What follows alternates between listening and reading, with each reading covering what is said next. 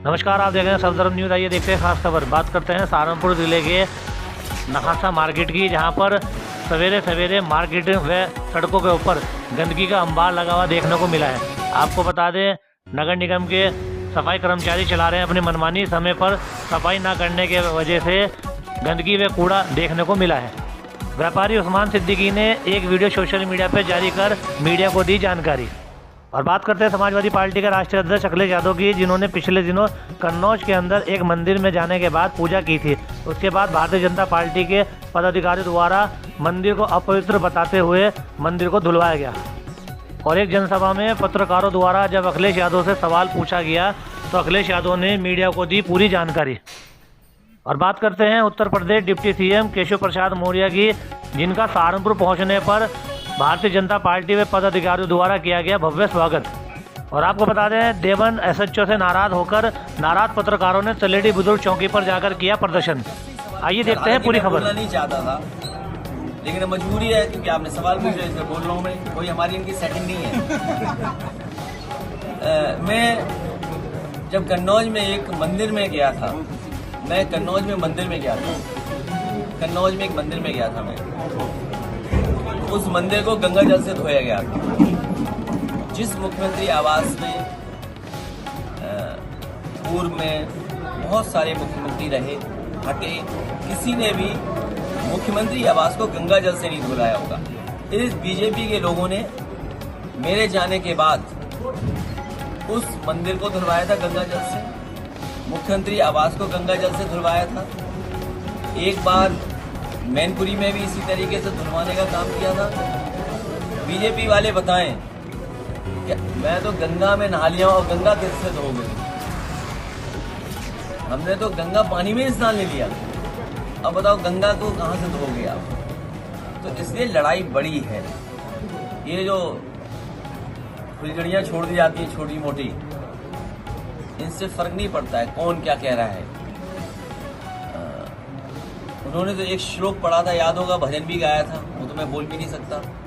उनके विभाग में भ्रष्टाचार पूछ गया किसी ने कि आपके विभाग में ये कमीशन है, तो उसने एक श्लोक सुना दिया था, भजन गा दिया था उन्होंने।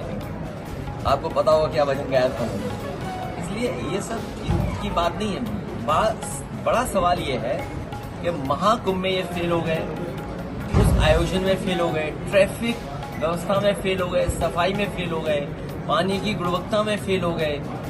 सेंट्रल बोर्ड स्टेट बोर्ड लड़ रहा है आपस में बताने के लिए कौन सा पानी साफ है, माँ गंगा को साफ नहीं कर पाए। जो लोग मर गए हैं उनको मदद नहीं कर रहे हैं, अभी तक संख्या नहीं बता पा रहे हैं कि लोगों की कितनों की जान गई, कितने परिवार खो गए हैं। लोग आ जा रहे हैं, उसमें एक्सीडेंट में जान जा रही है, श्रद्धालु तमाम लोग सड़कों के एक्सीडेंट में मर गए। इसकी क्या मदद करेगी सरकार? ये सरकार न केवल महा फेल हुई है, इस सरकार ने महा घपला भी किया है। इसलिए इसको कोई न कोई रास्ता ढूंढती है बाहर निकलने का। पत्रकार एकता जिंदाबाद, पत्रकार एकता जिंदाबाद, पत्रकार एकता जिंदाबाद, पत्रकार एकता जिंदाबाद, पुलिस प्रशासन जिंदाबाद।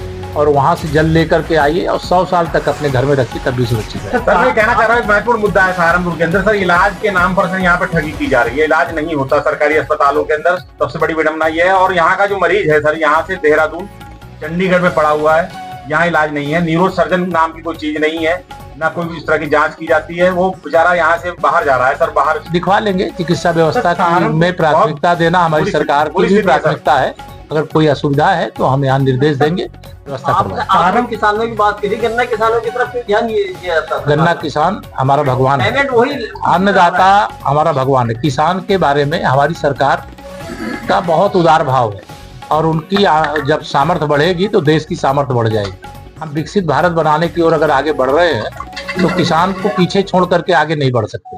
इसलिए उनका ध्यान हो रहा है, जैसे पहले होता आ रहा था परंपरागत, पहले जो होता रहा है वह अगर आपको याद है तो उसको आप ध्यान रखेंगे तो आपको ध्यान में आएगा कि पहले सही से नहीं हो रहा था। मोदी जी, गन्ने के जो प्रोडक्ट वो है, गन्ने में खाद है, बीज है, जितने भी उसके वहाँ है, वो लगातार उनकी कीमतें हर साल बढ़ रही है और गन्ने का दाम उतना ही आपकी सरकार में।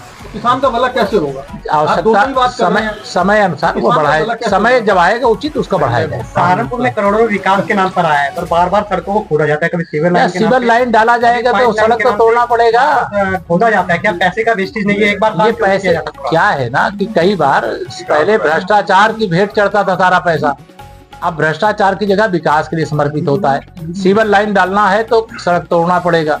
हमारे डॉक्टर अजय कुमार जी हैं, जब से आए बदलाव आया है कि नहीं? ये बात है कि थे बदलाव आया।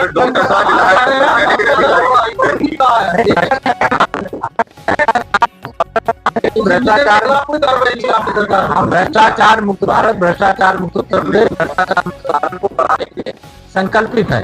और जो भ्रष्टाचारी हैं वो कान खोल करके सुन लें, अगर सही रास्ता नहीं पकड़ेंगे तो उनकी जिंदगी किसी सरकारी कुर्सी पर नहीं बल्कि किसी जेल में बीतेगी। सर, विकास प्राधिकरण की बात करें हम, अब एक जन चलो, हाँ यार, विकास प्राधिकरण की बात करें, विकास अवैध निर्माण होते हैं, सील लगाए जाते हैं, उसके बाद भी निर्माण फिर चालू लगातार रहते हैं, ऐसा क्यों होता है? मतलब अगर कोई शिकायत है तो देखिए, शिकायत करने का आप भी- सवाल है तो सवाल का जवाब ये है कि अगर ऐसा होता है तो गलत होता है। अगर कोई शिकायत है तो बताइए, जांच करके उसके खिलाफ दंडात्मक सर, कार्रवाई। राहुल गांधी ने रायबरेली में कहा था कि बसपा साथ होती तो हम लोग जीत जाते। उसके बाद जो बसपा अध्यक्ष है उन्होंने भी कह दिया कि ये तो बी पार्टी है बीजेपी की, कांग्रेस। देखिए, सपा बसपा कांग्रेस ये तीनों हमारे लिए एक सांपनाथ, एक नागनाथ, एक कालिया नाग है। हम लोग ये तीनों मिलके लड़े तभी कमल खिलाएंगे और उत्तर प्रदेश और देश की सेवा करेंगे। धन्यवाद। आज दिन में थाना कागल रेडी पर यह सूचना प्राप्त हुई कि डिफेंस कॉलोनी में एक महिला ने स्वयं को फांसी लगाकर आत्महत्या कर ली है। पुलिस तत्काल मौके पर पहुंची तो पता चला कि मृतका का नाम अंशिका वाइफ ऑफ राहुल है। इनकी शादी नवंबर 2024 में हुई थी।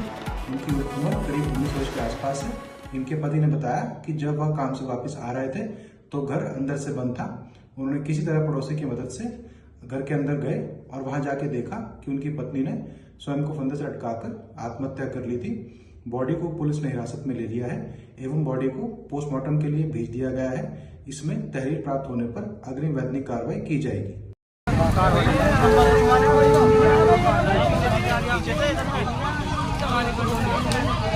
ये